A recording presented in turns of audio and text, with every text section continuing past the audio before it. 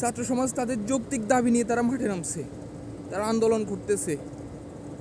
গত 2 বছর আমিও ছাত্র ছিলাম, এখন জীবিকার তাগিদে আমি হয়তো প্রবাসী হয়েছি। দেশে থাকলে হয়তো আমি এখনো ছাত্র থাকতাম। কিন্তু আপনি যে কোটা দিয়েছেন মুক্তিযোদ্ধার নাতিপুতিদেরকে, এই কোটার ভাগিদার আমিও, আমরা নিজেও, আমি না একজন মুক্তিযোদ্ধা। আমরা এমন কোটা চাই না যে কোটার কারণে আমার ছাত্র সমাজ তাদের মেধার অমূল্যায়ন হবে। আমরা এমন কোটা চাই না যে কোটার কারণে আমার ছাত্র সমাজের বুকে গুলি চলবে। আপনি হয়তো ক্ষমতার বলে, আপনার ছাত্র লীগ ক্ষমতার বলে হয়তো আপনাদের মস্তিষ্ক বিকৃত হয়ে গেছে, কিন্তু আপনি এটা ভুলে গেলে চলবে না। আপনি একজন মানুষ, আপনার মনুষ্যত্ববোধ আল্লাহ তাআলা আপনাকে বিবেক দিয়েছে।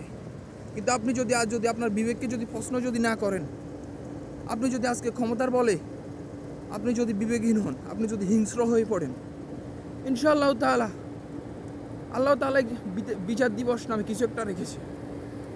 আমরা সর্বসাধারণ, আমরা সাক্ষী দেব। আপনারা খুনি ছিলেন, আপনারা আমার দেশের নিরীহ ভাইদের বুকে গুলি চালিয়েছেন, আপনারা আমাদের ভাইদের বুকে গুলি চালিয়েছেন, আমার ছাত্র সমাজের বুকে গুলি চালিয়েছেন, আপনারা আমাদের দেশের সর্বসাধারণের অধিকার কেড়ে নিয়েছেন।